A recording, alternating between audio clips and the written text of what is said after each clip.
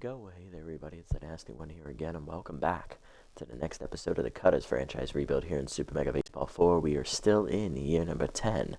That's right, because last episode, somehow, the Cardiac Cutters have managed to rally in the second half of the season, winning in their last 9 games. They won 7 of 9 to finish at 12-12 and make the playoffs as a division winner, as we knocked off the front runners in the regular season finale at the end of last episode 10-1 to make it to the 500 mark of 12-12, which put us in the postseason as our division's winner. We beat out the front runners on the tiebreaker. And we also are going to be the number 2 seed. So we will be taking on the Spinners in the first round, as the Spinners have the tiebreaker over the front runners. Front runners will play the Undead. On the other side, it'll be the number 1 seeded Hares taking on the Gobblers. Division rivals will battle on that one. And on the other side, it is the Brown Bears and the Clerics, who tied atop their division at 15-9. Brown Bears, though, won the run differential tiebreaker, so they will be the division winners. Clerics will be the 3.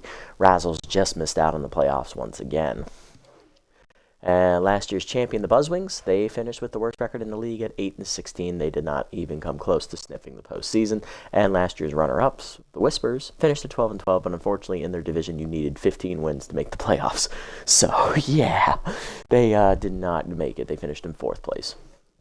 But yeah, so during last episode, we did make a few roster moves at the end when I thought we weren't going to make it with 3 games left to play. I thought our season was done. So I went ahead and cut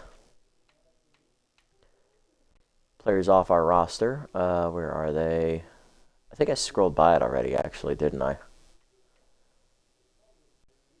Yeah, I think it was here. Yeah, right here. So we decided we were going to tank the rest of the season because we didn't think we were going to make it. So we let go of long reliever Waldo Cole, brought in reliever Somner Crawford. We went and got Carla Marsh, replacing Tandy Deep. We then went ahead and got Dub Velos, replacing Glover Leathers, and we went and got Jinkies Corral, replacing Laura Boone. So we cut 4 starting players from the roster, well, 3 starters and our long reliever in the bullpen, who was our second best pitcher, I believe, overall-wise at the time, because we thought we were going to tank and miss the playoffs. Guess what? We frickin' ran the table with winning our last 3 and got in. So, yeah, I don't know what it was, but we figured it out and went for it. So, let's take a look. We got to do league leaders real quick, do player development, and then we're going to jump into the playoffs. We're not making any roster moves. Player winner of the MVP is Hassan Fellows. He is the ace, I believe, for the Hares now. He was a long-time Gobbler. I know, I heard it as soon as I said it. I'm sorry. He started his career on the Colossus at the beginning of the series. He's been in the league all 10 years. He is now with the Hares as their ace, led them to their division title, and the best record in the league was 17 wins and 7 losses. So he had a very fantastic year, 4-0 record in 6 starts with an ERA at 1.6 and a whip at .8. Dude was on it. He struck out as many innings pitched. 45 strikeouts to 45 innings pitched. He averaged 1 an inning with 11 walks. Batting average on him this year was 161. That is elite level numbers. Congratulations, Hassan.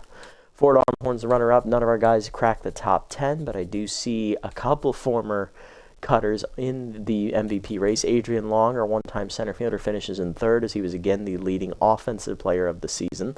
Connor Frazier Jr., our former number 2 pitcher, is now number 4 in the MVP race for the Razzles. He had another elite level year, not quite on the same level as Fellows and Armhorn, but close. And then Chopper Underhanded, our former left fielder, had a good season. He finishes at number 5. Nice. Okay. Nice to see a couple of my guys still kicking it here late in their careers, 10 years in, and still contributing. How's Adrian Long done since we let him go? Yeah, he's hit over 200 every single season since we let him go. And he learned how to hit the ball and has had double-digit RBIs every year since we let him go. Yep, that one stings. Connor, how's he done since we let him go? Oh, nothing much. Just, had, 3 seasons under a 3 ERA, 2 of them under 1. He's been in the MVP race twice. Okay, yeah, just rub it in. Moving through, offensive leader, the only one we have is Reese Austin. He finishes with 8 home runs as the team leader, finishes tied for 3rd in the league with Chopper Underhanded. Adrian Long leads the league in home runs with Wash Robbins. Chopper Underhanded leads the RBI category, and the batting title goes to Pax Avery on the Undead. Adrian Long cracks the top 10 there as well, and Alfredo Beard cracks it here at the bottom. He is in the free agent pool, though, as the Razzles did release him before the end of the season, unfortunately. Tandy Deep is in the free agent pool. We did release him, so he's out there waiting for a chance. Adrian finished 3rd and tied for 2nd in RBIs. Reese Austin was in 6th with 21. On base percentage, Reese Austin does crack the top 10. He's in 7th. He's also 7th in slugging percentage. And OBS, he cracks it at number 6. Adrian Long, number 3. Long, number 3 in slugging. And number 4 in on base percentage. Chopper cracks slugging at number 9 and number 9 as on base and slugging. Yeah, couple guys. Adrian Long 3rd in hits, tied for 3rd in hits. Extra base hits, Long had 15, ties him for 5th. And nobody in the strikeout department for us, it looks like. Hezekiah Cross, though, does crack the top 10, and he is also a free agent. I see as the Pythons let him go. Oh, he hit 172. Oh, God. Oh, God, Hezekiah, that is horrible. Oh, talk about, that is his worst season ever in the league. Jesus. That's arguably worse than his last season with us, where he batted 196. Jesus Christ, bro. Absolutely horrible. Number 4 in batting runs scored. Adrian Long obviously leads that category. I'm just pointing out former team players for us. Steals, nobody here that used to be on our team. And caught stealing, Anthony Hilldown does make the top 10. He is tied for 6th with 2. Chopper Underhanded tied for 3rd with 3, along with Truth Booker. And Adrian Long tied for the lead in being caught stealing with 4. Moving to pitching, we have a couple guys hack the wins total. Malaya Ellison, one of our former pitchers for the Spinners, had won 5 of her 6 starts, so we are going to be seeing her in the playoffs. That is going to be fun. Crap. Let's see, who else? Tuna Maddox and Handy Baxter both have 3. They crack in at 9 and 10, tied for 9th, respectively. RBA ERA, Connor Frazier is 4th in the league in ERA with a 1.59. He's just slightly above the MVP winner, Hassan Pellos, who had a 1.60. Let's see here. Moving to saves. Rod Clubb leads the league in saves with 6. He's unfortunately no longer on the team. Ray Peichel, the rookie closer I was looking at, got 4 saves for the Ancients, who unfortunately missed the playoffs. No one in that category. Okay. Moving to whip. Lindsey Howe is the league. Lindsey Howe. Wow, you developed to a B-. Okay, Lindsay, I see how it is. Now you learn how to pitch now that you go to a division rival. Okay, I see how it is. Carl Stanley's also on here for the Grimcats. They had 3 guys in the top 10 for whip, and they still didn't make the playoffs.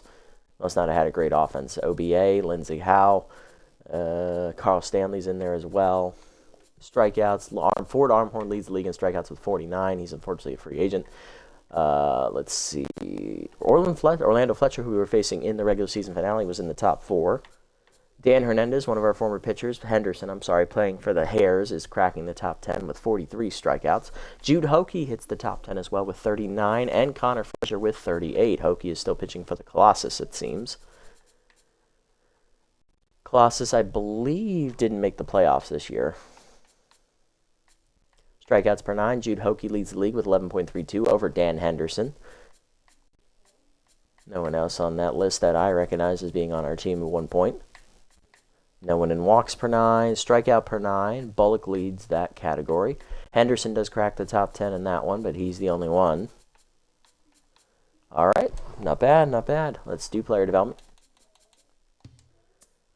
All right, chance to get a changeup for Wilkins. I like it. Off-speed hitter for Corral. She is 35. I don't plan to keep her past this season, so I'm not wasting the money. Arbor, not giving you RBI 0, though it would be a tier 1. Not worth it, not even for the extra power.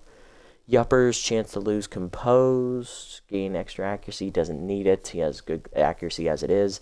Crawford, he's not going to be here past this season. And Hilldown, I'm not taking away outside pitch. So the only one we're buying is this one for Wilkins. 1 accuracy to 50, 1 velo to 31, bonus 3 accuracy. Not going to get the roll, which is alright. Not going to get that either.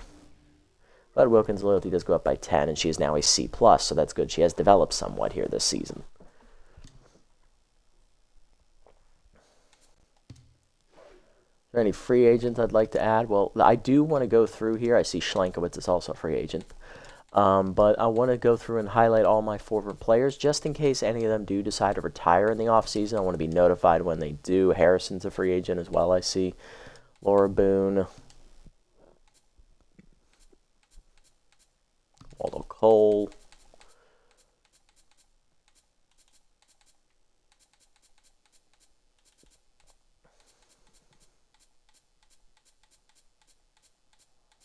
I don't think anyone else is on this list.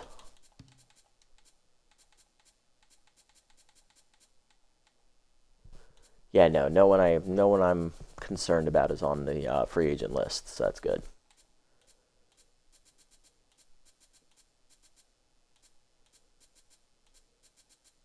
Perfect. All right, is there anyone I want to sign in? Do I want to bring in a left fielder for the playoffs just to replace Carla Marsh, who I don't think did too much this season? She didn't play very long. I mean, she had 276 with between us and the Clerics. She had a much better season this go-around as she got some meaningful playing time, but she's never really been that good of a player despite her decent ratings. So I'm okay with getting rid of her, especially since we need some speed in the outfield, especially in left field. It's really a big liability here. So I'm okay with getting rid of her, but if we do, it needs to be a spirited player to replace her. I'm also debating about getting rid of maybe Macho Man as well, because well, he ain't going to play in the postseason. Let's be frank. He's not going to play. So I want to have someone on the bench who can contribute meaningfully here in the playoffs. And then for bullpen, I'd be open to replacing Crawford. Maybe get a long arm in the bullpen. Let's take it position by position. Okay, so let's see. Backup first base. Could bring Laura Boone back, but she's over her price point. Maybe Parker Doyle.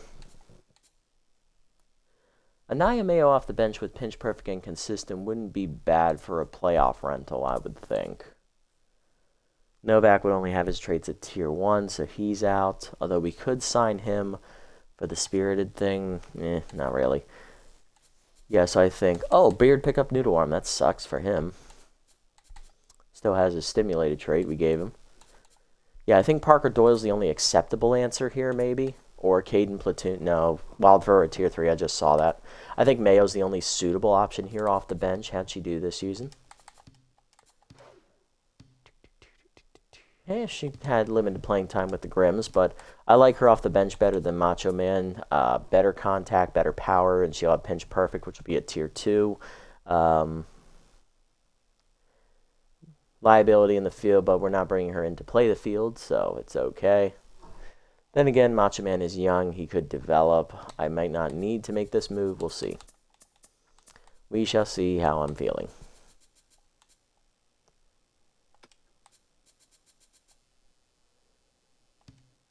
Maybe get rid of Dub Velos. Yeah. Need someone in the middle infield who can actually play. Case and Vo with Noodle Arm, though. That's upsetting. Brentwood Ardcore. Okay, I could see it. Decent hitter. Big Hack and Distractor on Appleseed. She's been regressing the entire time. I think maybe Ardcore. Sorry, with bad jumps and Noodle Arms, and no. Loki Bell.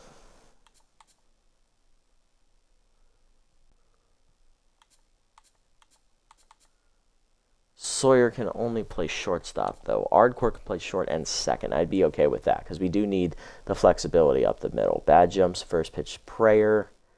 Not horrible.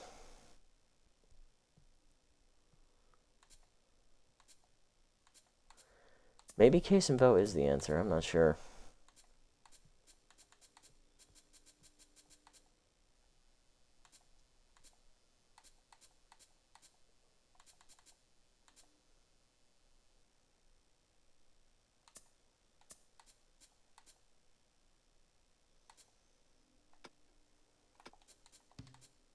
Starting rotation, we're fine. We're not touching that.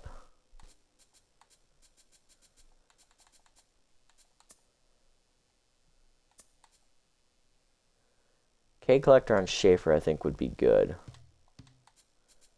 So if we bring in Schaefer for, say, Crawford, that's going to take Spirited down to tier 2. Okay, so we do need to bring in the Spirited for him.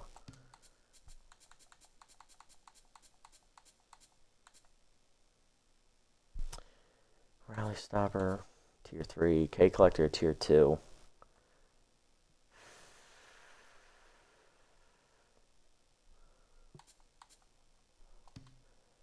Honestly, you know what? Let it ride. I'm just going to ride with what I got. It's too complicated for me to try and balance roster moves right now. So we'll just go in with what we have. I like what we have. It got us here. Ride it out again. Let's see what happens. Here we go. All right, so we're taking on the Spinners here in the first round. The Spinners, of course, finished second in their division behind the Undead who won their division. So Undead will play the front runners as who are the 4. On the other side, Brown Bears are playing the Clerics. Hares are playing the Gobblers. All right, let's see how this goes. So we're going to be up first here. Lineup set. Let's see who takes game 1. Maddox versus Downs, and the Spinners win 4-0. Okay, not a great start. Offense did not show up. Front runners beat the Undead 2-0 on the road as Gardner brought in their only runs of the day.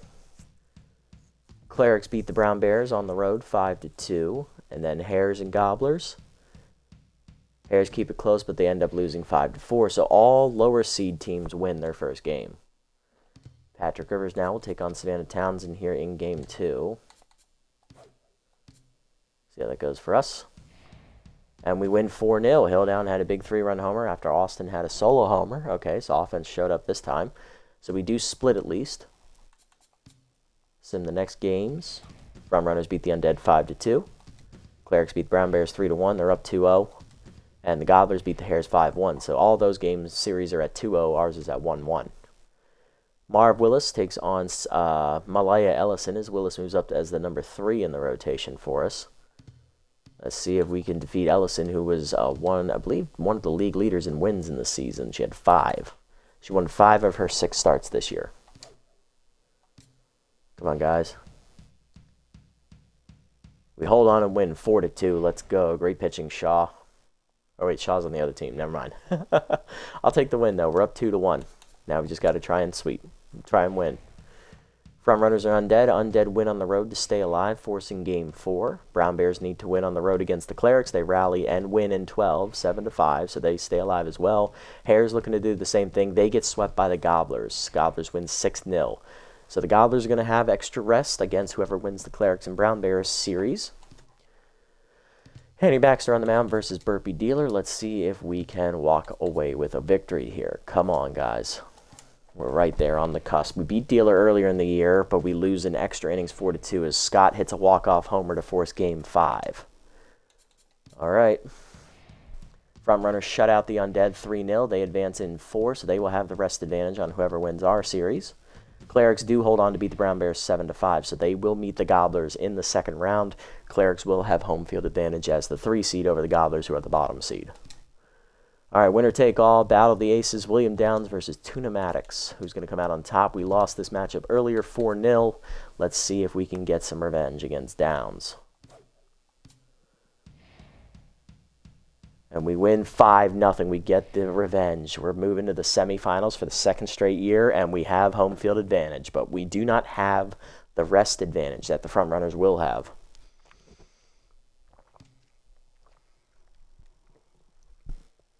Townsend comes into this start locked in against Bolivar Small, the ace of the front runners. Remember, front runners are going to have 1, 2, 3, and 4. We have 2, 3, 4, 1, and then back to 2.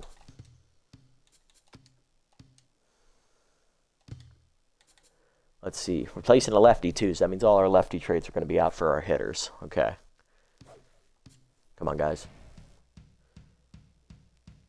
5-2. Okay, front runners take game 1.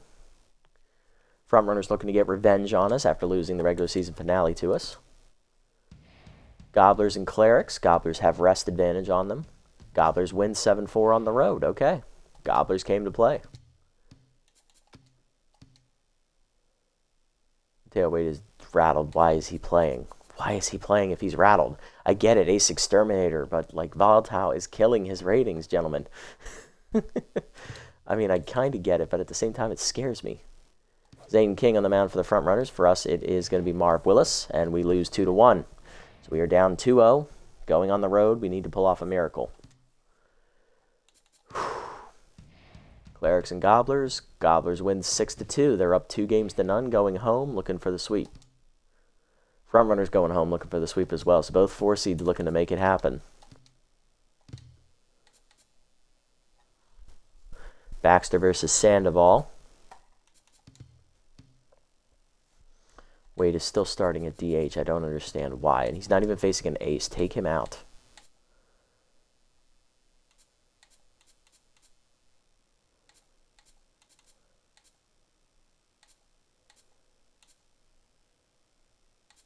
Heck, have freaking Velos start at DH, for the love of God. I'm going to start this game and then sim it because I need them not to put him in the lineup. Like, really. Let Velos bat. Yeah, take Wade out. He's rattled. Don't start him. We're not even facing an ace. If he was facing an ace, I'd understand. He's not. He's a liability right now, more than anything. All right, we got to pull out the reverse sweep. Let's see if we can do it. If not, we'll just jump straight into the offseason here. We'll see how things go. Welcome to game 3. Here we go.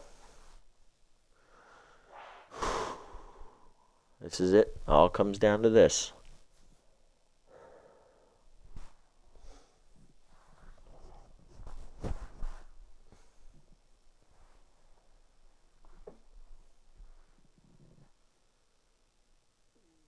Come on, guys. Come on, guys.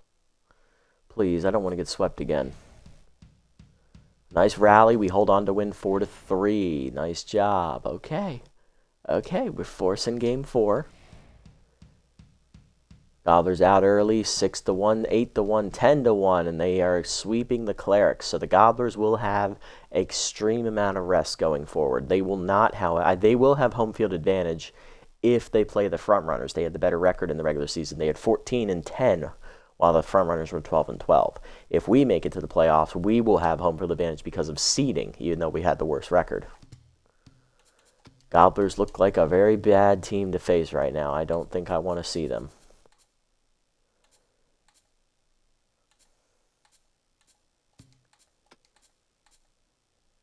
Velos can DH again.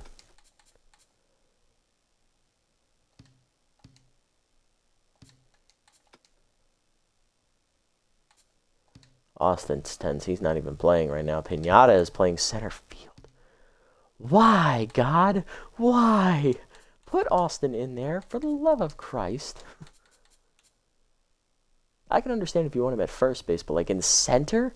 Dude can't even fucking run. Good Lord, man. It's like you're asking me to give up on the season at that point. Jesus. I'm going to let Corral bat, I think. I think she's earned it.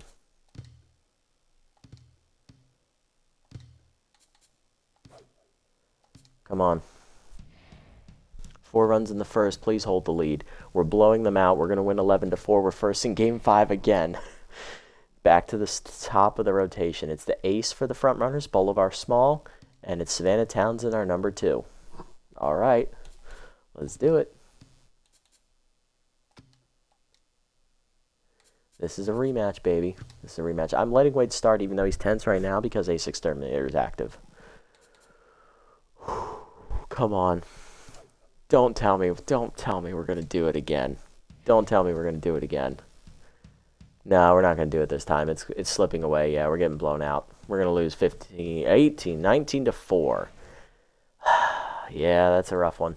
Hey, we gave it our best shot, though. We put up a much better fight this time around than we did last year, so I'll take that. I'll take that. We pushed the front runners to their breaking point and almost beat them.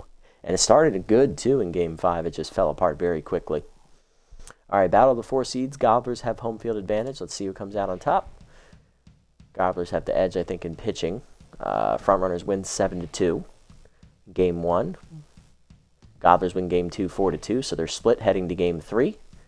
And Gobblers bust out early as they are going to win 12-5. Going for the victory here in Game 4. Frontrunners force Game 5, winning 3-2. Winner take all back at the Gobblers home stadium. And the Gobblers are going to win their, I think it's their second title, if I remember correctly. Let's go back and look here real quick. 8 was the Grim Cats. 7 was the Ridgebacks. 6 was the Brown Bears. 5 was the Razzles. 4 was the Brown Bears. Buzzwings were year 3, we were year 2, and I think year 1 were the Grims, right? So that is the first championship for the Gobblers. Congratulations, Gobblers. You guys earned it. You were definitely the best team in the playoffs this year. Like, I know you're seeded as your bottom seed in your conference, but you were the most consistent team, and that's what matters. If you play up to your rating consistently, you are more than likely going to have a good time, and you did. Ran the table, and you beat the front runners for us. Thank you. I personally love it when my division rivals lose in the championship series. It's awesome. Shame we couldn't get it done last year, but they made up for it this time. All right, well, that's going to take us into the offseason here. Playoff MVP real quick. That is going to go to Lando Logan, the center fielder for the front runners. Twist Keith is runner-up, the number 3 pitcher for the Gobblers, I believe. And Ahmed Gangnam is number 3. None of our guys cracked the top 10, unfortunately. Carla Marsh and Arbor, though, each had 4 home runs in the postseason, so they tied for second. Hilldown was in there as well. Arbor had 8 RBIs to crack the top 10. OBA, on-base percentage, Burnout is in there. Arbor, Marsh, and Hilldown make slugging. OBS is Marsh, Arbor, and Hilldown again. Arbor has second in extra base hits with 7. Hopkins was second in strikeouts. Yeesh. And again, he's a rookie. That's not surprising. Arbor cracks top 10 in runs scored. Miners was second in stolen bases. And Burnout, of course, got caught. Why would you send him? None of our pitchers did really a lot except Hanny Baxter. He didn't give up an earned run in the postseason in his, I believe, 2 starts he made. Duran was in there as well with a sub-1 ERA. Marv Willis also cracks the top 10 as well. Saves for Duran, Crawford, Butters, and Wilkins. Each 4 of our 5 relievers got a save. Sheesh. So that means the only one who didn't get a save would have been Yuppers. Decent pitching ratings, too. Nice job, guys. Solid postseason. I'll take it. Let's go to the offseason and see who is going to stick around and who is going to leave here in year 10 as we hit the end of a decade here in the series. So nobody retires straight up, so everybody is available to be re-signed. Who wants to stick around and make some money? Wilkins is 91% on board as a C+, but the lowest rated overall player is actually a C-. That is Lachlan Macho Man. He is 86% on board. I am not paying him extra money. I am going to roll it, and we're going to see if he takes it or not.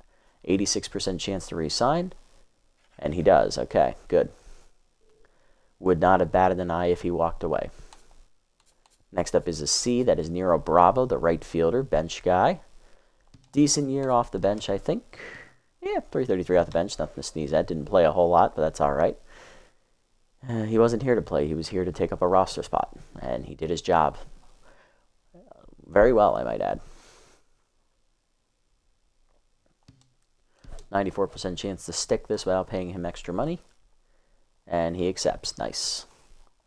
Next up is C+. Dub Velos, I'm not looking to keep on the team. I'll offer his salary here, but if he doesn't take it, I'm letting him walk. I don't care. He does walk. Okay, that's not surprising. Later, Dub. All right, next up is Liz Wilkins, the developmental reliever. Goes from a C to a C+ here in this season. Pitched do really well in the postseason. Did all right in the regular season, I think. Yeah, I mean, didn't give up a run in the regular season. That's pretty good in 4 appearances, but she only threw 5 innings. Keep that in mind. A little bit rougher postseason, but that's what happens when you're rusty after a regular season. Not going to pay her anything extra, though. I don't think she's worth all that, so let's go ahead and offer what she's making now. It's a 91% chance to roll. And she accepts. Perfect. Okay, saving some money. Next up are B-. That's Sumner Crawford. I'm not looking to keep him on the roster. I'm just offering what salary he has now, and if he walks, he walks. He does walk. That's fine. I wasn't planning on re-signing him anyway, or keeping him on the roster if he did come back. Next up at B-, that is Carla Marsh. I'm not looking to keep her on the roster in the off-season. I'll offer what she's making now. It's a 96% chance, but I am looking to replace her because she's just way too inconsistent for my liking, despite having a great postseason. Next up, B-, veteran Mateo Wade has still not hung up his cleats. He is still playing. He will be going into his age 36 season, which is his 11th year in the league. 88% chance to re-sign. Let's see if he takes it. And he does. I'm open to replacing him, but we'll see what's out there. I keep trying to replace him, and he keeps coming back. So, Jinkies Corral, I'm not looking to keep in the next season. I'm looking to replace her as soon as possible. But she will walk as well as she hears that. Okay. Next up are B overalls. Jason Pinata, the backup catcher. 75% chance to stick around. I'm going to offer what he's making. And he takes it. Perfect. Thank you, Jason. Appreciate it. Didn't try to squeeze us for extra money this time around. Reese Austin up next. He had a great regular season. Decent postseason. Could have been better. But you know what? I like what he brings to the table. 92% chance to take this. I'm going to offer it. If it's above 90, I'm going to go for it. He has max loyalty as well. He does take it. Perfect. Awesome. One less guy I got to sign. Next up is Marv Willis. He's developed up to a B overall here at the end of his second season. He pitched it decently well in the regular season. Actually, it was better than his rookie year with an ERA down at 3.2. Hopefully he keeps trending in this direction in his next season, as he's pitched really well through 2 seasons. Solid across the board. I'll offer what he's making now, 88% chance, max loyalty. He takes it. Nice. Next up, Hanny Baxter. Another great year for Hanny, as he was one of our best pitchers in the regular season with a 3.12 ERA. Coming off another year of an ERA below 4. 3 out of 4 years ain't bad. I like what I'm seeing from him. 97% chance to re-sign. Max loyalty, he takes it. Perfect. Didn't even have to offer extra money. All right, next up are B pluses. That would be Bert Arbor, the rookie outfielder. He had a couple rough growing pains. He played injured for most of the year, but, solid numbers. 258, 3 homers, 12 RBIs. Honestly, I'll take that. It could have been a lot worse. I don't expect him to hit for power. His power is just barely above 50, so I expect him to get on base. He did his job decently well. Let's see if he can improve on that in his second year. 100% on board. Don't even have to offer him any money because he's technically being overpaid slightly. Next up at B+ is Anthony Hilldown, the new primary shortstop moving forward on the roster. I love what Hilldown brings to the table, but we're going to need to pay him if we want to keep him. And I am going to wholeheartedly pay the man because, well, he hit over 300 this year. He returned to form. Now let's see if he can be more consistent here in year number 4. You get your asking price, Anthony. You get paid. So he's going to be now making $9.1 million. Miners had a horrible year. I'm not paying you any extra money. You barely got above 200 at the end of the season. So you are lucky I'm not firing your ass into the sun. You don't get a single extra penny from me. You take this contract and go earn it. Thank you. Yeesh. Hopkins up next, rookie second baseman. He struggled for most of the season as well. Got above 200 in the last quarter of the season and finished at 237, which is decent, but I expect more out of him, especially when his traits are at tier 3, so might want to start stepping up there, Hopkins. Let's offer your current salary. I'm not paying you what you're asking because you'd be massively overpaid. He's probably going to walk. Nope, he stuck around. Got to bump that loyalty up at only 41, though. All right, last one we have to do are A- and then A tier. All right, A-, we got Khalil Butters. He developed up to an A- here in his second season. Pitched really well, or decently well, I should say. He was about the same as his rookie season. Let's see if he can improve, take a step forward here in year 3. I'm expecting him to.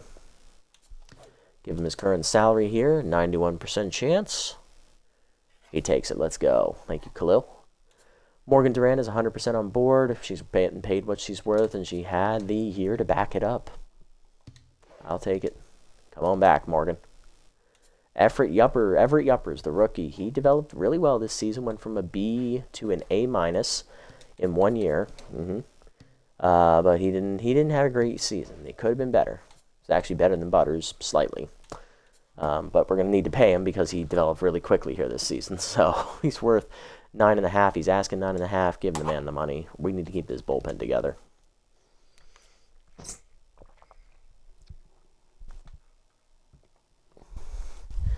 Next up, going to be Savannah Townsend, the number 2. Pitching decently well this year. 100% on board. I'll take it. Pitched much better than Tuna Maddox this year, I'll tell you that. But that ERA got ballooned in her last 2 starts. So, Tuna, what am I going to do with you? 4.76 ERA, worst year of your career. And loyalty's not in a great spot, so you're asking for the money. Honestly, I know you're going to continue to develop at only 21, about to be 22, so I'll pay you. I don't mind. I'm going to keep you as the ace. I think I've got a good feeling about you. Last one we have to do. It is the only original member of the roster that has never left or been released throughout any of the 10 seasons. It is Burnout. He is now officially the captain of this team. Never thought I would ever be uttering those words about this man. If you go back to my SMB4 playlist with the buzzards, you'll understand. I never thought I would utter those words about him in my life, but here he is, proving me wrong once again. Yep, could have been better, though. I don't think I want to pay you any extra money. Let's offer the salary, 81%. He's going to stick around. Let's go. All right. Thank you, Burnout. Thank you for the hometown discount again. So we have 3 open roster spots. Corral, Velos, and Crawford, all 3 players I was looking to replace anyway. Other candidate I'm looking to replace, Carla Marsh. That's 4. I'm open to replacing Mateo Wade and Lachlan McMacho Man. So that's 6 potential signings we can be making. Let's go check the free agent pool and see what we need to do. And let's see if any new cutters retire. Remember, Nico Jennings was the first to retire from the series. He retired in last season's offseason after 9 years in the league at age 32. Top free agents. I see Spool is out here, so he didn't retire. Neither did Hesta Reliable. Both of them still kicking it. Lawrence Barneswobble retires from the Felines at age 37. Jamie Avalos retires from the Gobblers after winning a ring at age 40. Grill Shaw retires from the Clerics at age 37. Milo Poole retires from the Colossus at age 34, the center fielder. Mohamed Thrutsi retires from the Whispers at age 38. Franklin Hogan, starter for the Cockatoos, retires at age 36. So I don't see any of our guys listed here. I'm going to check the summary here, go back to year 1, and just make sure that everyone is still in the league real quick.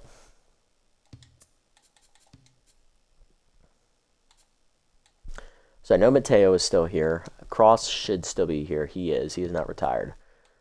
Chopper should still be here. He is. Hesto, I know, is still here. So is Spool. Beard, he was a free agent. He is still here.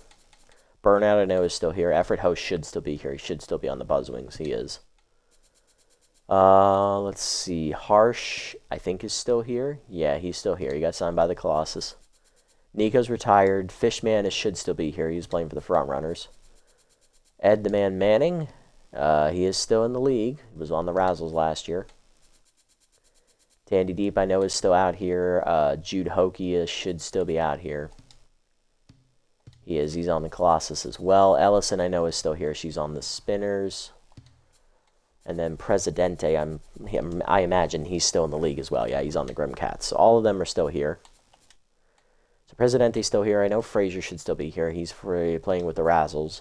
We know Ellison's here. We know Hokie's here. Collins has not retired. She is still here.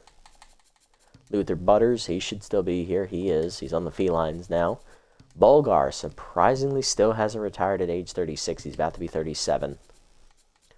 Elliot Rums, he is still in the league at age 31. And Troy Harrison is still in the league as well. So no retirements from the Cutters here in year 10. You need to get some better notifications. Yeah, I would say so. Welcome in, one boy. Welcome in.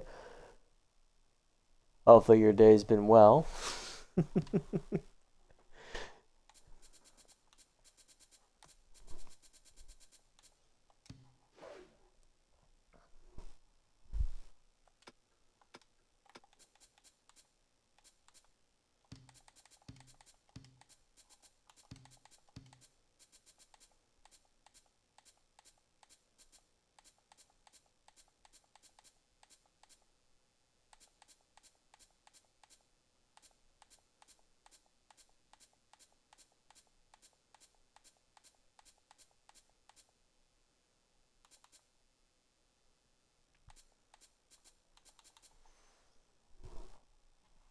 What is this series coming to? Are we done with them because we have missed out of the playoffs again? No, we actually made the playoffs the last 2 years in a row, so we're still sticking around. We're still hanging in there. We made it to the semifinals each of the last 2 years. We just got eliminated earlier in the episode, so But to answer your question about burnout, he is now the team's captain. He is the only member of the original roster that has never been cut from the team in the middle of the season and re-signed down the road, nor has he ever been released and left and never come back. So he's the only original player left that has never left the team for any semblance of time. There's Ed. He's still out here. Just making sure I'm not missing anybody from the original team. I want to see where they end up signing. That's everyone. Okay. Where's Jude? Where's your boy?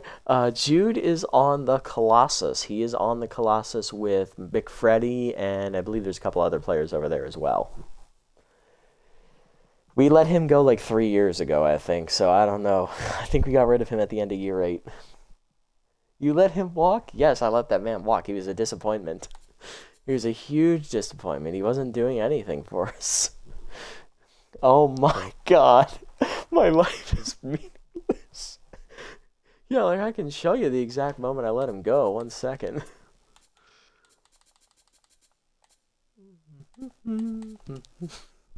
La-da-dee, la-dee-doo, la-dee-da.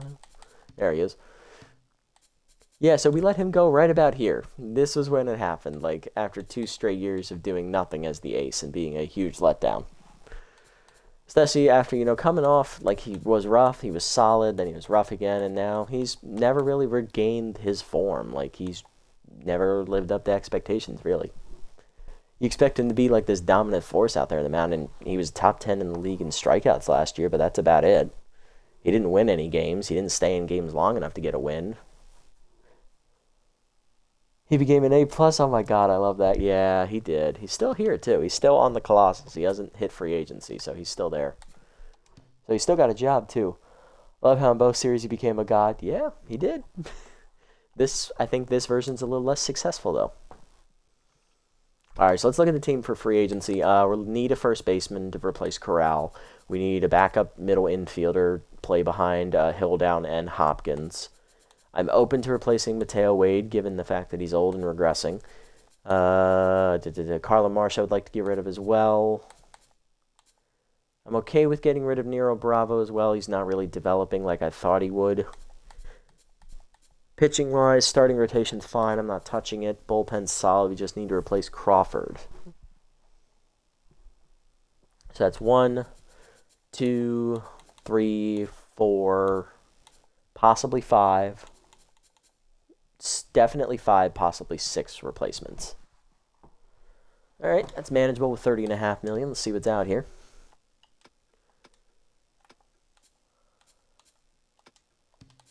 Alright, so first base, obviously Hezekiah Cross is the top man on campus. But we don't have that kind of money, so let's be more realistic with our signings. Laura Boone is solid. I like Laura, but she doesn't do anything for the chemistry, although she would have Tier 3 rally starter and clutch. I want to take a look at the younger options just to see if anybody can hold a candle to her, basically. And if she really is the best option, then I'll just bring her back. Bassinet is spirited. That helps with chemistry, number 1. Base rounder and fastball hitter both at Tier 2. Honestly, don't mind that at all. Do not mind that at all. Yeah, you can't field, but you're a first baseman.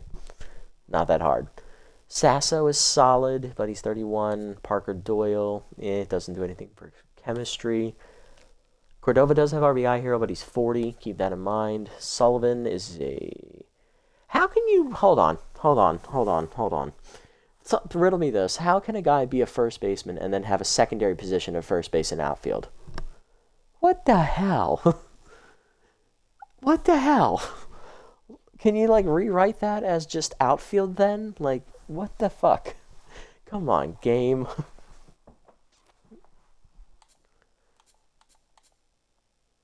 Let's see. There's Corral. Okay, so we're down 1 scholarly player, which is fine.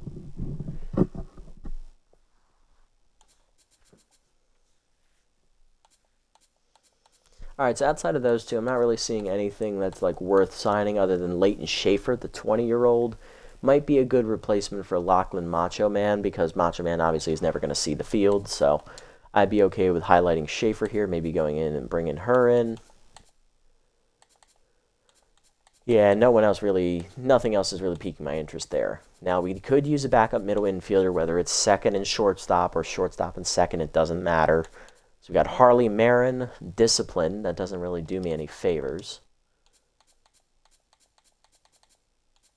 And that's really it. Like, no, nothing like off the wall good. Okay. There's Elena Everdale, but she'd be a starter more so than a bench player, so not what I'm looking for. Moving down to third base, I'm entertaining the idea of getting rid of Mateo Wade. Obviously, we could retry the Matthias Mack experiment, which failed miserably in its first season. Maybe with the reboot in season 2, he'll, learn how to hit, which is really the only thing he knows how to do in the first place. Other options, there is Ghost Praline, who is disciplined with Little Hack and Magic Hands.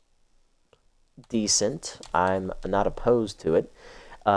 Wade for him is discipline for discipline, so there's no trade-off there.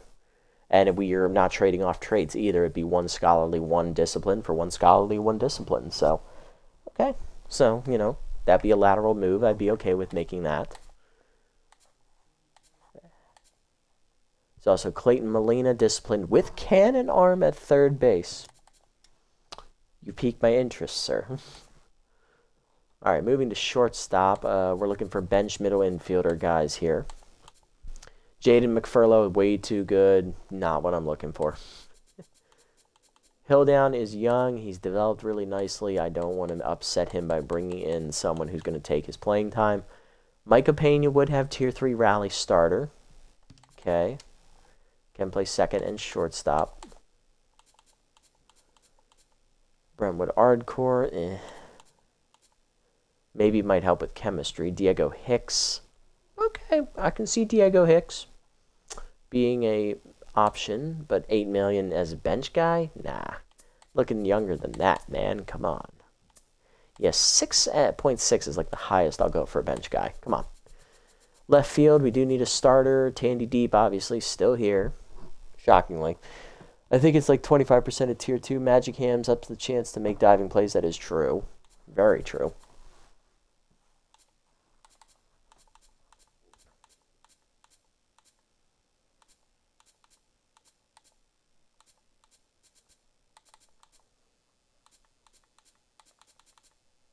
Yeah, Praline with Magic Hands. That would be pretty solid. I like that. Mac has Dive Wizard and Big Hack. Okay. Either of them would be interesting choices. I wouldn't mind either of them. Little Hack be a Tier 3 for one guy. Okay, left field. Newt Presidente is a young outfield option. I wouldn't mind signing. 24-year-old could develop. Wiley Tropicus. Okay. Helps with the scholarly trait thing. Okay. Helps with the scholarly chemistry, but has noticeable holes in his game. It'd be Yoder. Would help with chemistry.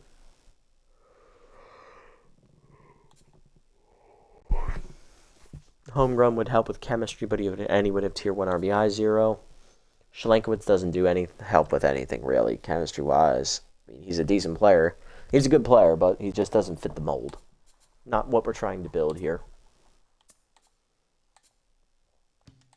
And I am looking at possible bench options as well. Keep that in mind. So Tropicus could end up replacing Nero Bravo. We'll see. There's also Jade Sullivan, who can play the whole outfield with Magic Hands. Okay. Possibility, but a little bit older than what I'd like. Kamari Chavez, Wild Hands, but Wild Thrower. Magic Hands, Wild Thrower. No thanks. Nope. Nope. Hard pass immediately. Center field, looking at bench outfield specifically. Nicole Pearson is crafty. That doesn't help. Pecorino would help with the spirited chemistry if we need that desperately. Plus, he offers coverage on all the outfield positions. Lorenzo Bailey does the same thing, but he does crafty traits, so maybe not him.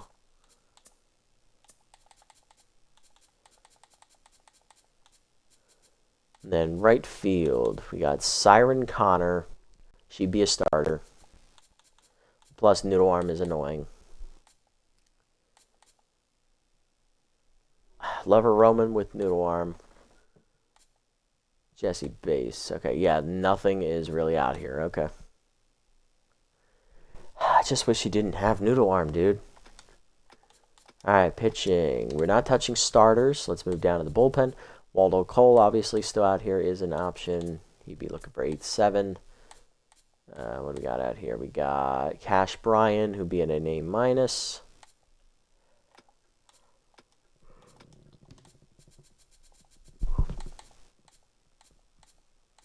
And Gurney Crevette's a free agent again. No, thank you.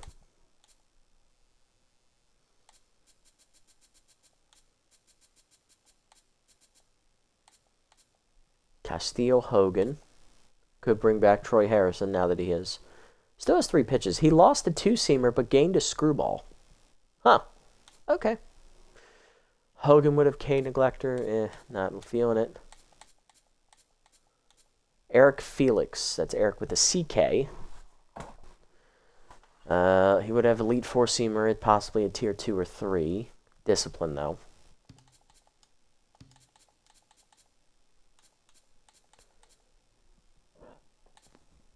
Silas Phillips with clutch.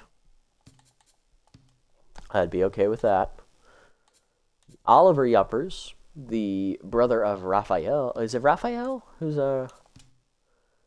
Everett Yuppers. I believe he is the older brother of Everett Yuppers, because Everett is what? He's 20. This guy's 36, yeah. They could be brothers. They could be brothers. Didn't know you had a brother in the league, brother. Trev Hernandez, no thank you on choker. Cardenas with meltdown and elite slider. We got McLary, Fisher, McPherson still here. Caden Stevenson. Another developmental arm. I wouldn't mind it. Patrick Prince, spirited. Spirited. That would help with chemistry. I like it. And would have reverse splits, but it would only be a Tier 1, so don't get too excited about that. There's also Santino Getrect, solid name. Reverse splits at Tier 1 and Elite 4-seamer. Jensen Stubbs with Elite 4-seamer and Disciplined. Nah, I'm good with that looking at the closers. I swear to God, if you sign him, in my opinion, I'm going to leave this stream. I know. It's still funny. All right, so you got to sim a few rounds here. I think one of our targets is an early chance to sign. I think it's Tandy. That would be an early chance to sign, I think. Let me refresh my memory. Yeah, it's definitely Tandy for early signing. I think it's just him, actually, on this side. Yeah, everyone else is just, going through the motions here. That and Waldo Cole. I think Waldo will also be an early signing as well, so we got to keep an eye on him. But yeah, let's do our first 5 rounds and see what happens. All right, Colette Trickster's the first signing to the Ancients. We know what happens when we have mop-up men. Hugh Jacobs. It's not Colton. It's Luther Butters. Yeah, Hugh Jacobs, I understand. Which is an even bigger of an insult because Luther was in the series. You know what I meant. Freebooters series. What's his name? Oh my God.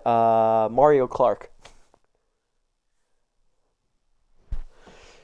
Yeah, I think Mario Clark back in the Freebooters series was one of them.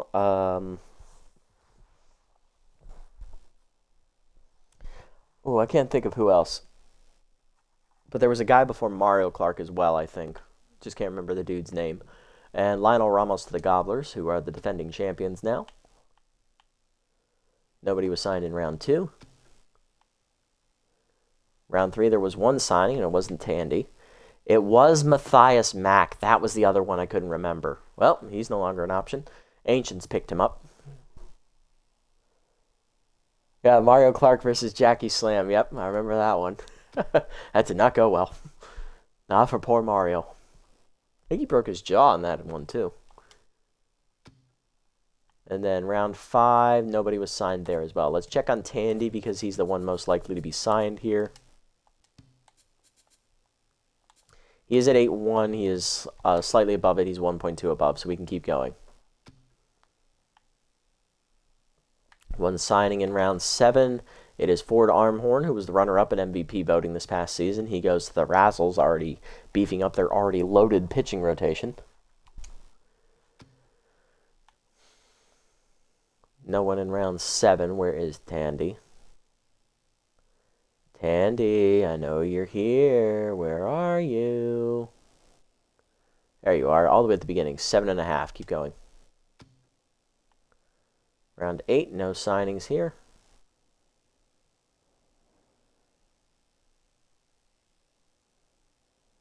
7-2. I think that's close.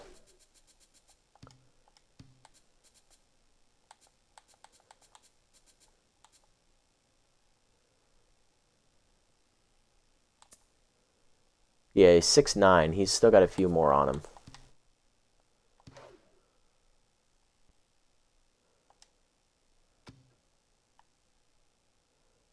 No one in round 9. Okay.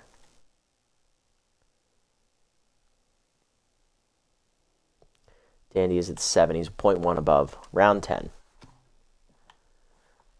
Okay, no signings. Perfect. Okay, we got lucky. I like it. All right, so let's look at the free agents. How's everyone looking? 0.3. All right, so Boone is below. Honestly, I like Bassinet better because even though Laura is going to have Tier 3 Rally Starter and Tier 3 Clutch, what did she do last year? She had 228, yeah. She had a really bad year. Didn't contribute anything to our success. And once we got rid of her was when we actually started winning. So, I mean, she had 2 great years with us, but I think she's at the end of her rope already. She's already 29. She's not going to get much better than what she is. And what she is she's a decent hitter. She's not going to hit for power. She doesn't run the bases well. She doesn't have a great arm because she's a first baseman, so that's not surprising. And she fields decently well. Like, she's a good player, but she's not a great player. So I don't feel the need to spend $10 million on somebody. Granted, it would give us 2 Tier 3 boosted traits, but it feels like it's a hollow waste of money. You know, that'd be a third of my budget right now. I would honestly go get Bassinet, who's still 0.5 above his thing, so I could go another round on him if I felt like it.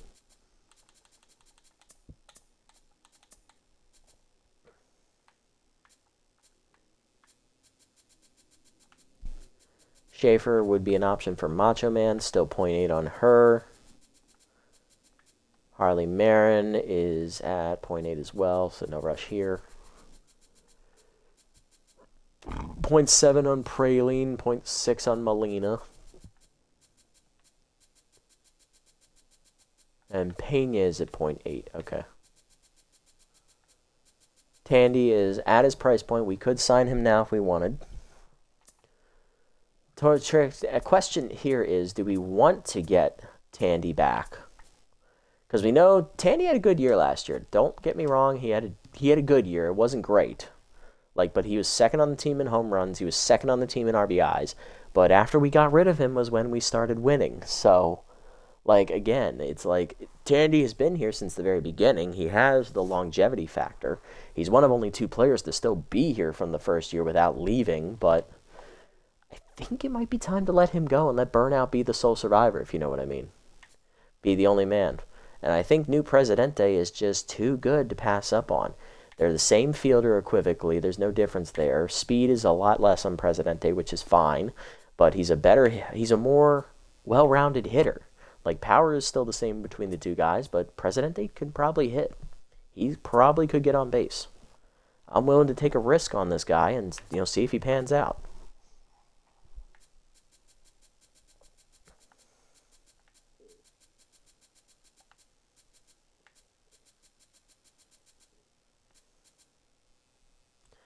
Alright, so no one I need to sign right away in the...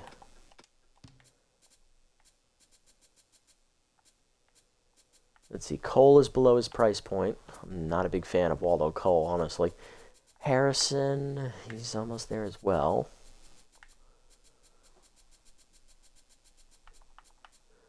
Silas Phillips, I think he would be good with Tier 3 clutch. That would be pretty awesome. He would be replacing, he's 0.7 above. He would be replacing Crawford, who I believe was spirited, right? He was unfortunately spirited, so this will already take us down to Tier 2. Okay. So if I make that move for Phillips down the road, we're signing... Marsh is being replaced with... What's his face? So is being replaced with Presidente. So Newt would be Scholarly. We're possibly replacing Bravo. Okay. I should replace Bravo, and I'm planning to, but we'll see. Mateo we could replace as well. Nacho Man we're looking to replace as well. So we are going to get rid of some crafty players. Okay.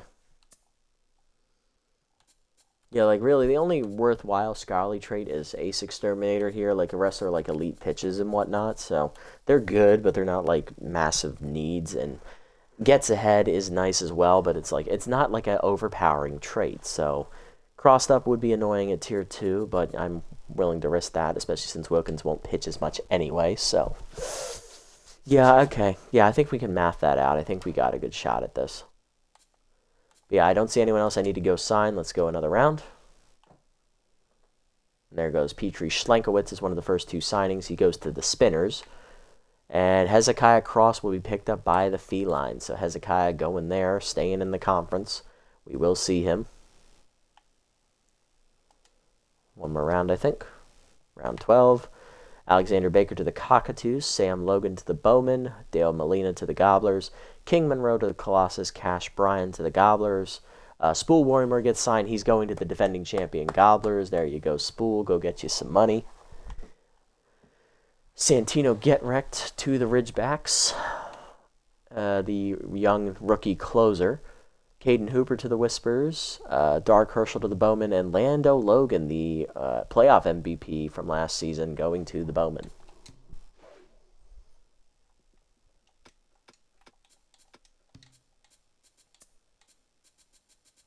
Your Bassinet's right at his price point. There's only two guys above him in the free agent pool. I'm willing to go sign him now. It'll be a bit of a discount at Boone as well, so I'm okay with bringing him in here. I think I got a good feeling about him.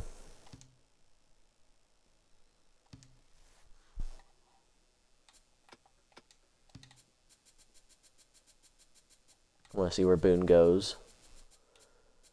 Schaefer, I'm okay with waiting another round on, only 0.2 above. Marin, I'm okay with waiting 0.3. Praline's 0.2, Manning's 0.1, yeah. Like, I'm okay with waiting another round on these, like, low-level guys. I'm not worried about them getting signed anytime soon. Let's see, what else we got? Pena, 0.2, I'm okay with waiting another round on him as well. Tandy, Presidente's 0.2. I think we can risk another round on Presidente. Yeah, okay.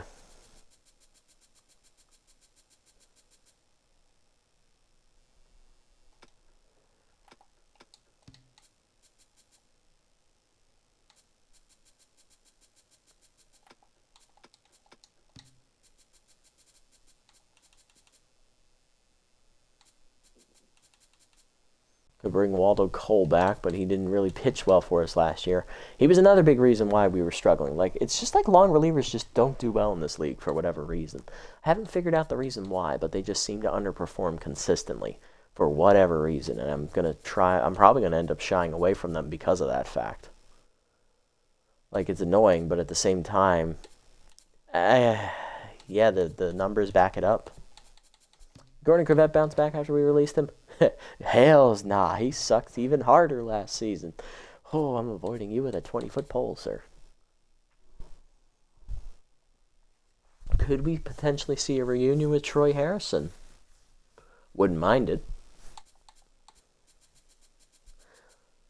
I like Silas Phillips more, though, because he's younger and he has room to develop still. Plus, he's going to be cheaper down the road, and I can wait another round on him as well. Caden Stevenson is an interesting option, but I'm probably not going to go for a C-level reliever. I already have Wilkins, who's a C+. Pat Prince, if I do that, one boy's going to leave the stream, so I'm not going to do that either. just to, save face. Let's not do that. So Bassinet is our only signing here in round 13. All right, what do we got? Ronan Santos to the Felines. Zane King to the Clerics. Layla Espinoza to the Frontrunners. Castillo Hogan to the Spinners. Waldo Cole does get signed by the Spinners. Good luck. You're going to need it. Alani Strickland to the Spinners, replacing Aiden Trickster. Alex Gentry to the Whispers. Hassan Fellows to the Grimcats, the MVP from last season. Jaden McFurlow to the Frontrunners, the A- rookie shortstop. Melody Santos to the Spinners as a developmental bench player. No, just a bench player. Forgot she was 38. Siren Cannon, the rookie right fielder to the Pythons. Freddie Tran led the Gobblers to the championship last year. He's now going to be on the Spinners. Megan Rojas to the Gobblers. Okay. Not as many signings as I thought there was going to be.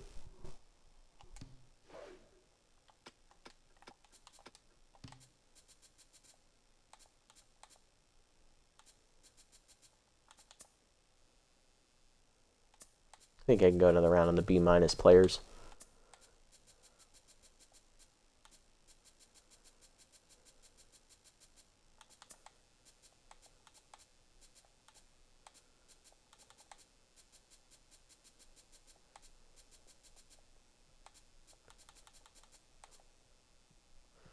B overall one, though, I'm willing to snap Presidente up now just because I have a feeling he's going to be... I have a feeling I need to sign him now or I'm going to lose him. So I'm sorry, Tandy. I applaud you for your 10 years of service with this, brother. You were one of 2 players to make it this far, but I think we got to move on now. I think the time is now to get younger, and I think going with Presidente is going to be the right move. So sorry, buddy, but I'm making the move. I'm making the call. Good luck. And Carla Marsh, thank you for your service, ma'am, for coming back for a second time. But we got an upgrade here. We got a young hotshot left fielder. I think he's like Messiah's cousin, I believe. I don't think they're related. I don't think they're siblings, no. I think they're cousins more than likely. All right, Newt, let's go get him. Newt Presidente, eh? All right, I can rock that. Pitching, let's see. I wanted to check position players still.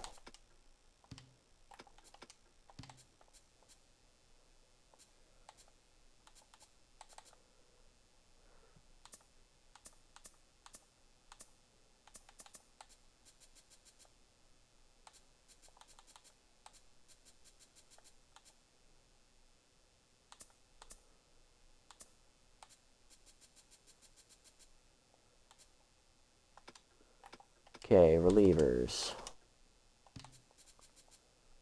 None of the long relievers I overly love.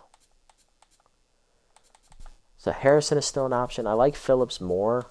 I think I'm going to sign Phillips as well. We probably could get away with another round on him, though, as a B-. All right, round 14. Let's see. Hesto Reliable is picked up by the Hares, who were the best team in the league last season, although they got knocked out in the first round of the playoffs. So, someone I can ban real quick. Holy moly.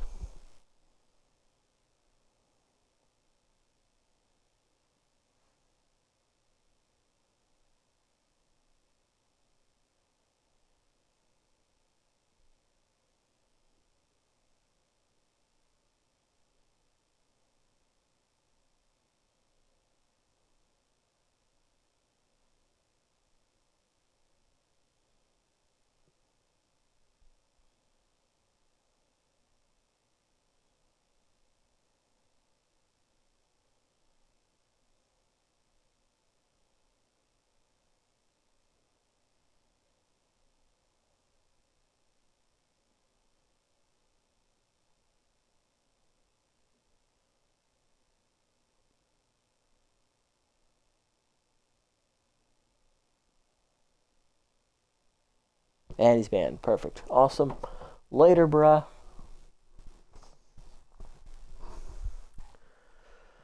All right, after Hester Reliable, it's Pax Avery. Tandy's still a free agent. Sumner Crawford, who was on the team last year, at the end of the season, goes to the Felines. Lincoln Reed to the Ridgebacks. Vihan Hammerhead to the Hares. RJ Griffith to the Felines, replacing Ryan Cabrera. Natalie Gongnam to the Felines as well. Ellis Vu to the Razzles. Laura Boone does get signed. She's going to the Hares. Thank you for your years of service, Laura. I appreciate it. But I think now was the right time to move on in a younger direction. Sincere Lushley to the Bowmen.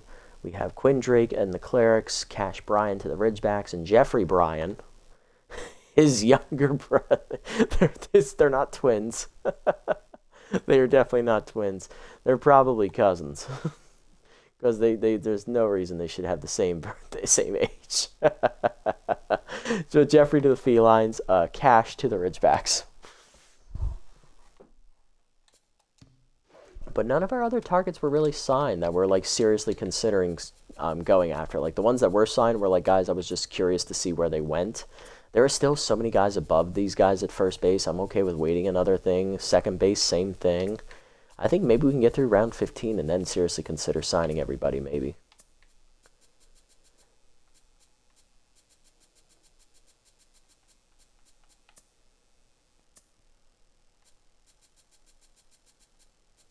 Yeah, I think we can go another round on these guys, honestly. I really think we could.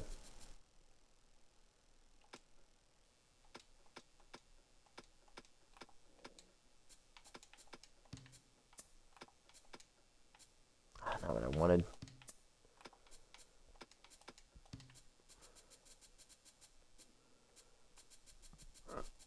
Oh, Ellison's a free agent again.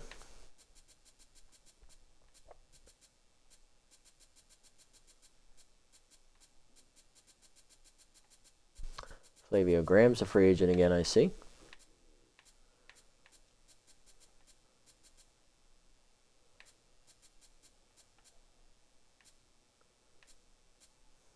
Yeah, I say we go get Phillips. Yeah, I'm saying we go get Phillips too. I'm liking what I'm seeing from Silas. 5 million. Actually, we can wait. There's no need to rush. We got a lot of guys above them. Let's go another round. Let's go through round 15 here. I'm not going to blow money here. All right, Buttercup Frost to the Pythons, Doug Blanco to the Colossus, Eric Felix to the Colossus, Oscar Welch to the Pythons, Flavio Graham to the Grimcats, Roger Peterson to the Grimcats, Ismael Espinosa to the Cockatoos, replacing Gustavo Frost. There goes Gustavo Fox, my apologies. Troy Harrison to the Grimcats, Beans Ramos to the Colossus, rookie starter. Solid. Gunther Ortega to the Cockatoos, Sammy Medina to the Cockatoos, Malia Bravo to the Whispers, Clayton Molina. Wow, okay, they see a lot of potential in the 19-year-old at C- level. They must need a bench player right now. That would be the only reason they signed him this early. Elijah Homegrown to the Undead, Flynn Toblum to the Colossus, Burpee Dealer cut by the Spinners finally for Ministry O'Neill, Cody Barnes, the closer to the Clerics, and Rowan Blanco to the Clerics as well. Okay, so with those random signings on the lower scaled players, I think we need to make our move now. Don't want to miss out on getting these guys. Leighton Schaefer will be the new bench first baseman that will be replacing Lachlan Macho Man, which I'm okay with doing, honestly. Macho Man's never going to play the field, and I think he's just wasting a roster spot at this point. But I'm going to wait and see if I have the money to make that move first. Harley Marin, disciplined player. She would be signed to replace Dub Velos' spot, which is scholarly. What can we get? Okay. I'm honestly thinking Ghost Praline's going to be the right move here to replace Mateo Wade. I think he's going to be a young development piece at 20 years old, entering his rookie season. I got a good feeling about the Ghost.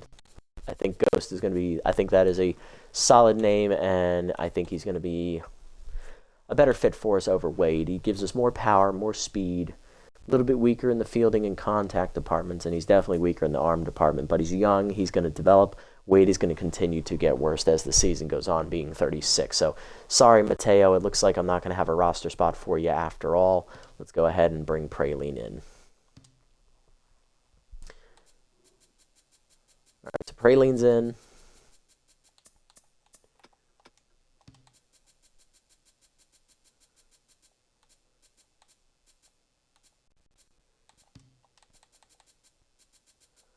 Moving down to the bench middle infield slot. Micah Pena is at 6'3". He would have rally starter at tier 3 right now. And it would put disciplined on the cut. An easy target would be a tier 3 as well. He's decent. He's young. I like him. Will we have the money for him? I don't know. Tropicus, decent bench player. Okay. He can play the outfield. I'll give him that. He's got flexibility for us. Sullivan can play the outfield as well. Pecorino would help with the spirited chemistry just to ensure that it makes it to Tier 3. And that's it. I didn't really love any of the right field options. Like Lover Roman, if he didn't have noodle arm, he'd be an automatic signing probably. But he can't play anything other than right field. So, yeah, again, that's a problem.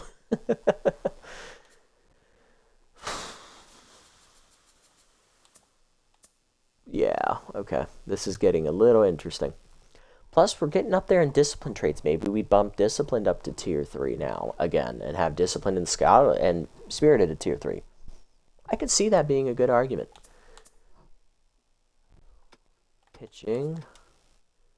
Probably should get Phillips now, since we did see those B- level players get signed in the free agent pool. So, yeah, I think we go get Phillips now. Spirited with clutch, that'd be pretty cool. It's going to put Spirited down to Tier 2. Okay. Composed is at Tier 2. Never mind. All right, so it's going to cost a little bit of money, but it will bring clutch to the roster on a reliever. That'd be pretty bonkers. All right, so we answered our pitching woes, I think.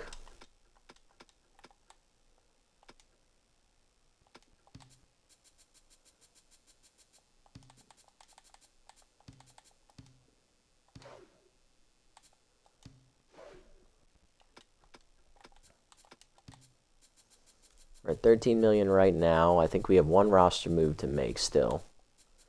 To like fill a roster spot. I think we still need to fill Velos' roster spot. So we can get Marin. Placing Velos is scholarly, I believe. So that's going to go down to Tier 2 regardless. It puts disciplined borderline Tier 2.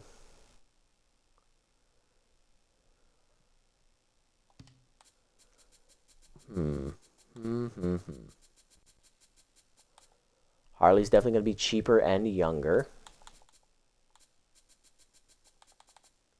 Layton's competitive. Okay, so that does no help for me. We do need to sign one spirited player at least. So one spirited player does need to get added to the roster. So could be Tandy Deep III as the bench outfielder. I wouldn't mind bringing Tandy back as the bench guy. But I'm worried he's going to steal playing time for Presidente if I do that. Tropicus doesn't help with chemistry, so I think he's no longer an option to pursue. Carla might be, though. Carla Marsh may be an answer for us. As a bench outfielder at 33, I wouldn't mind it. Sullivan's scholarly, can't really go after her anymore. Pecorino's way too expensive as a bench guy, though, I think. But at the same time, I don't really have an option. As we go get like Arm Dawson. That's the only other spirited outfielder I'm seeing. So it's either Pecorino or we go and bring back Tandy Deep and just have him split time in the outfield probably. Honestly, at least I know what kind of game I can get from Tandy from time to time. I guess you're going to worm your way back on this roster after all, Tandy. Look at that. You're coming back, brother. And here I thought we were going to get rid of your ass. Nope. You sticking around, you're like a cockroach, Tandy. You won't die. Alright, so with that, we're not going to go get Pecorino, although he'd be an interesting bench player. He's way too expensive for a bench role. Alright, Micah Pena. So we're getting disciplined either way. We can either get Tier 3 Rally Starter with Tier 3 Easy Target, pay a little bit extra money for him. Or we go get Harley Marin with no traits, 20-year-old B-, could play only second base. Oh, I thought she could play both. I misread Gerrymander Huber's line. I thought Marin could play shortstop as well. She can't. That is unfortunate.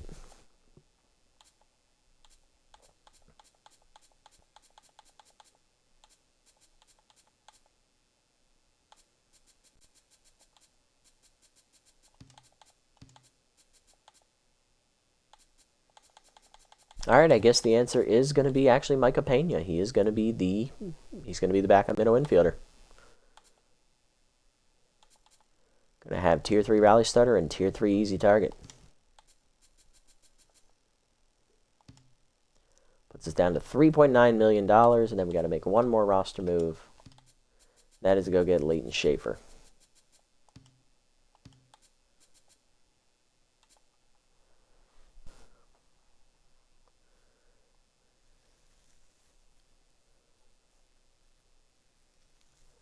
Yeah, because Macho Man's just wasting a bench slot at this point. Let's see, we have third base, we have shortstop covered 3 ways. We have second baseman covered twice. We have first base covered 4 times. Plus we have Pinata who can play the entire field as well. So we do have coverage. Okay. Yeah, we're going to be down to $1.4 million, but I think we're in win now mode, so I think we're doing the right thing here. Our defense is going to suffer, but I think we're making the right choices here. I think it's win now mode. We've made the playoffs the last 2 years. We've made the semifinals the last 2 years running. Like, I think now is the time to put our money on the table and say, these are the guys we're going to go win with. Let's go do it.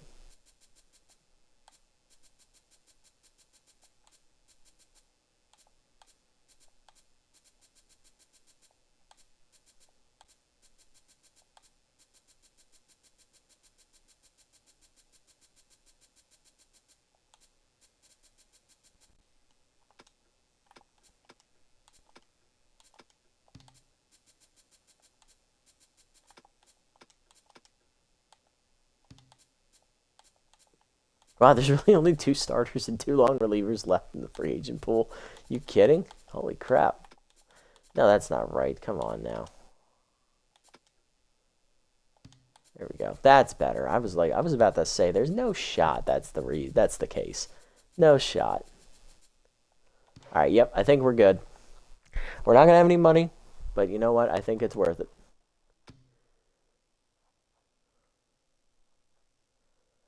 All right, Atkinson, Lowry, Sasso, regulation, Theodoris, Hendricks, Pearson. Malaya Ellison's going to the division rival frontrunner, so we'll see her twice, 2 or 3 times a year. Harshwinter, Bellotto, Cano, Prouse, Chavez, Plows, Stubbs, Moyer, Graves.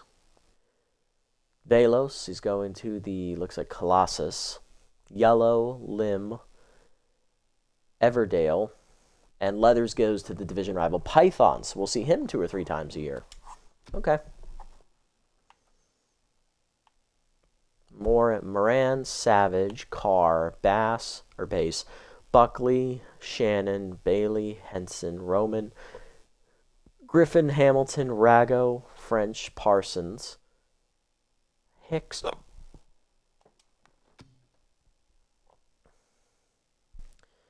Shaywell, Rivas, Pecorino, Flowers, Schaefer, Roquefort, Corvette, Martinez, it was cut for Sullivan, Porter, Knockmore, Heaves, Mayo, Jackson, Alexander, and Merritt.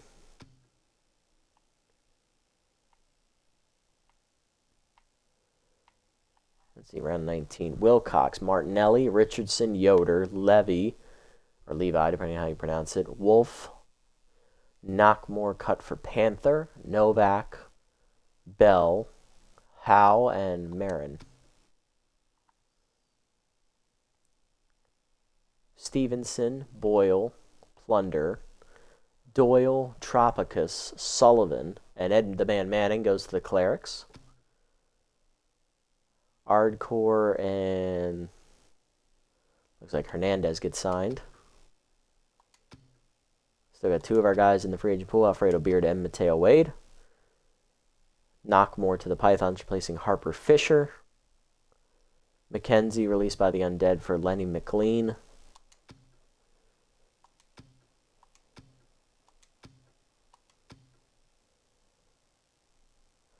Concentrado to the Spinners, replacing Molina. Larson to the front runners. And O'Connell and Martinez to the front runners. Last round of the offseason coming up.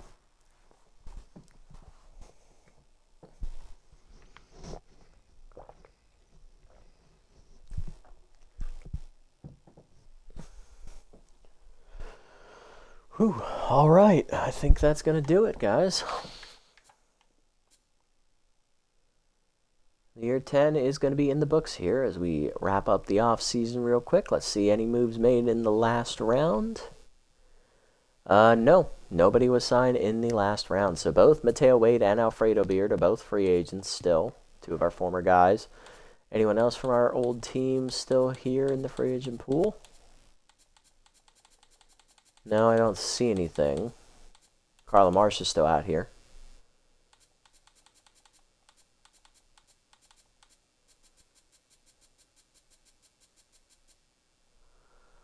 All right, Molina is still out here as well. Okay. So is there a way we could pump more money back into the team? We could sign Clayton Molina for Praline. But I like the trait on Praline better. Tier 2 Magic Hands, Tier 2 Little Hack are both pretty solid compared to just Tier 2 Cannon Arm on Molina. Macho Man's still out here as a free agent as well. Dabble Hitter at Tier 1. Dive Wizard at Tier 3. He's never going to play, though. Patrick Prince is still a free agent. I'm debating. I'm thinking about it. Nah, I ain't going to do it. I ain't stupid. I know better. Bravo's still out here. Like, there's a lot of young guys out here, but, like, chemistry-wise, I just don't see any way to make this happen. Like, it's just not probable.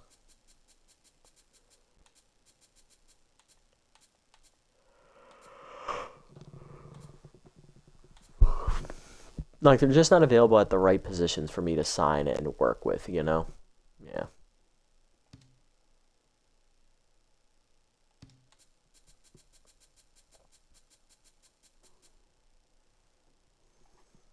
Precious would be spending money, so no thanks. See, his reverse split. He is clutch. Yeah. Okay. Nah, I'm just futzing around. I think we'll stick with what we have for now, though. I like what we got. I think we can work with it. But yeah, that's going to do it for this episode, guys, as we sim up here to our first game of the season, and we'll set a lineup and call it a day. Hey, Wild Dog, welcome in, buddy. Welcome in. We're actually just getting ready to wrap up, but nice to see you anyway. Thanks for tuning in. But that is going to wrap up year 10 for us here, guys. We did jump in at the beginning of this stream. We made the playoffs again for the second straight year, which was surprising. Quick recap on that. We made it to the semifinals again and lost in 5 this time. We at least put up a fight against the division rival. Frontrunners did knock us out. They would go on to get knocked out by the Gobblers in the finals, who won their first title in team history. You've been lurking every night? Nice, nice. Glad you've been tuning in, man. Appreciate it. But yeah, another successful season after we magically made another playoff run somehow. We made it to the semifinals again, put up a better fight this time and lost. So this episode, in the offseason this time around, we decided we're going to spend the money this time. Like the team has proved to me the last 2 years. It's been a little suspect at times, but when we put faith in them and they've consistently delivered the last 2 seasons, making stuff happen. So we put the money into the team now. We made some signings. We spent most of our money. We're down to $1.6 million, I think, in the budget. We still have Burnout. He's now the de facto team captain, is the only original member of the team outside of Tandy Deep III to never be released at any point during the season. Tandy has been released a couple times in the series, but he's been brought back every time because we just can't seem to get rid of his ass. But Burnout's the only mainstay on the roster, so he's the captain. Pinata is still his backup. Omar Bassinet is the new rookie first baseman. He replaces Laura Boone and Jinkies Corral, who was the playoff first baseman. Leighton Schaefer is a new rookie backup behind him at age 20. We'll see if that's a good move or if I should have gone and got a cheaper veteran. Emil Hopkins returns for his second year at second base. Miners is back for his 4th year, I believe, at third base. Yep, it'll be his 4th year. Hopefully he does better. This gets back to his form he had in the first 2 years of his career. Ghost Praline is the new rookie bench third baseman replacing Mateo Wade. We'll see if he can contribute more than Matthias Mack did in that role last year. Hilldown is now going to be the full-time starter for the first time in his career, entering his 4th year in the league. Behind him is new rookie shortstop 22-year-old Micah Pena, as he's going to be the backup shortstop and second baseman. Then in left field, we have a new rookie starter potentially, in Newt Presidente, the 24-year-old Messiah's cousin. He is in as the primary left fielder with Tandy Deep backing him up. They're both going to split time in left field. Reese Austin is once again back in center field for the third year as being the offensive leader for the team last season in home runs and RBIs. We'll see if he returns to form. Bert Arbor, the sophomore, comes back to play right field primarily for his second year. Tuna Maddox again returns as the ace of the club in his fourth year, I believe, now in the league. Yep, he's played all 4 years with us. Townsend returns for her third year. She's going to be our number 2. As she's back down to her original role on the team. Last year she was the ace. This year she's back down to number 2 in the rotation. Marv Willis is now going to be making his first season as the number 3 in our rotation as he's developed nicely here through 3 seasons. Baxter and his 4th year in the league, he's now going to be the number 4 pitcher again, but, he's been very consistent, so as long as he keeps doing what he's doing, I ain't going to complain. Bullpen, Everett Yuppers returns for his second year, hoping he'll take a step forward. Morgan Duran returns as I believe this is her 4th year with us. It's her 5th year with us and 6th year in the league. Hopefully she continues to be a dominant force. She is our ace in the pen. Khalil Butters is back for his 3rd year as a reliever. Silas Phillips is a new signing. He'll be the number 4 reliever out of the pen. He spent the last 4 years with the Gobblers and won a title with them last year. He's also spent 2 years with the Ridgebacks here in the series, so he's entering his 7th year in the league. And then Liz Wilkins returns for his 2nd year as our developmental reliever. So we'll see if this is the answer to winning another title here in the league, but no new retirements to report. Everyone else of the 22 original roster is still here. The only person we've lost is Nico Jennings. That was in year 9. So thank you so much for watching, everybody. Appreciate the support as always. Shame we couldn't bring home a title this time, but hey, we're still sticking around. We're still kicking. The team is making me believe in them again. Let's see if spending money on them was the right call. Tune in next time to find out. You made it this deep, guys. Thanks so much for sticking around. Appreciate the support as always. If you haven't already, hit the follow and or subscribe buttons down below here on Twitch to be notified next time I go live. And if you haven't already over on YouTube, leave a like, leave a comment, subscribe to the channel. Link to Twitch is down in the description below if you guys want to come over and watch the games live before they're posted. And also follow me over on this platform as well. That's at PracNasty as well over here. Shout outs to One Boy and Wild Dog for tuning in and chatting with me at some point during the stream. Appreciate it, guys, as always. Everyone else, I'll catch you on the next one. Until then, this is the Nasty One signing off. Have a wonderful day, evening, or afternoon, wherever you guys may be.